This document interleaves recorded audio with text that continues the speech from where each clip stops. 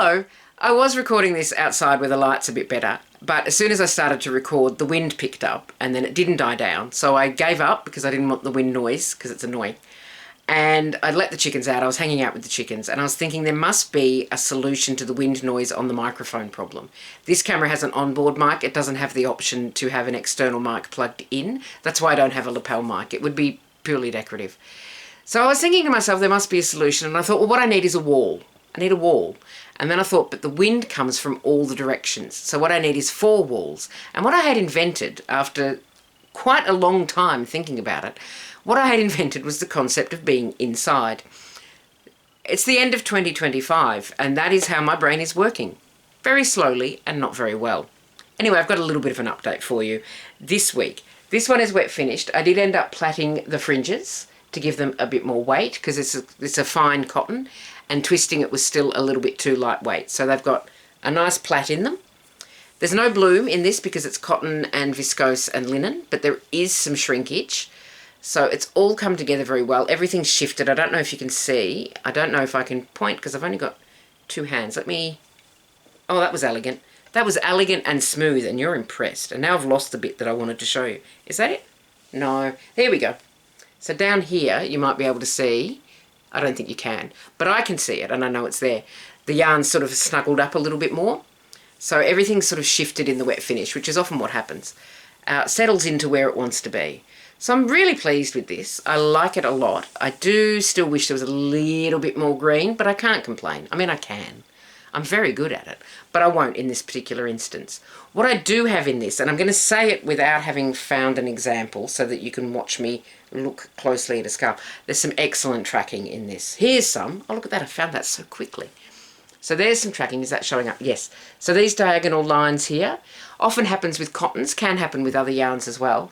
And that's just a little diagonal thing that appears, little diagonal pattern that appears in the wet finish. There are, I suppose, ways to avoid it happening, but I've never looked them up because I really like tracking. It looks like I've done fancy weaving when I haven't. Some people hate it and really want to get rid of it. I love it, so I just let it be. So that is finished, and I'm very pleased with it, and it's quite drapey. It will get drapier, which is a word, I think. No, I'm thinking of drapiers. It will become more drapey over time. Linen tends to soften a little bit. Not that there's a lot of linen in here, but there is some. So off the loom, less than 2 hours ago, is this one. This is the Bendigo Woollen Mills Dolce in 2 colours. There you go, I'm helpful. Pacific is the blue and Magnolia is the white. And this is the one where I have jumped and dipped. Dipped is not a term, and I don't think jumped is either. So I think I'm just making stuff up for the sake of it. So what I have done here is gone over the white stripe on 4 rows, and then under the white stripe on 4 rows to give that block pattern. Now this is probably, I think, going to draw in a little bit when I wet finish it. I don't know. It would be helpful if I held it up. I'm just going to hold it down here, look at it and describe it to you. This should draw in a little bit when it's wet finished because long floats like that often do. So we'll see what happens. It might end up a little bit more textured. I don't know. I think it should draw in. I don't know for sure. It's really fun to touch. It's because it's got those little raised bits that are quite nice. So that is ready to... No, it's not ready to wet finish because I haven't done the fringe. I literally did cut this off the loom today. So there is currently nothing on the little loom. I do know what I'm doing next, but I don't know which yarns I'm using to do it. I've got a plan. I've got an idea. I've had a brainwave, which considering the last brainwave was being inside, I don't know that it's going to work, but it should be interesting either way. So I don't know what yarns I'm going to use. Otherwise I would at the very least hold those up and say this is what the next one's going to be. I don't know. I don't know. Haven't picked. I'm looking at yarn as I'm talking to you and trying to decide. And I'm not very good at deciding on yarn. Anyway, that's pretty much it. I do have one more thing, which is a cover for a sketchbook. So I sewed this up. This is very scrappy. I sewed this up last week? Could have been. Yeah, it must have been after last Wednesday, but before this Wednesday. That narrows it down in the timeline. So that's just a cover for an A4. It's just a standard, bog standard A4. Oh, holding it up so well. A4 visual diary like you use at high school in Australia. I don't know about the rest of the world. Lots and lots of blank pages, except for that one, which has got a rubbing on it. the reason I've done this rubbing is because, can I get this in shot? Yes. This is some tiles in my house. And this little pattern here has always looked like a dog. So I wanted to preserve the little dog. I don't know why, but that's what this book is for. Preserving little dogs. No, that's not true. So this is, I'm referring to this as my scratch book. And I don't know if that's a term that I've heard somewhere or if my brain has come up with that by itself.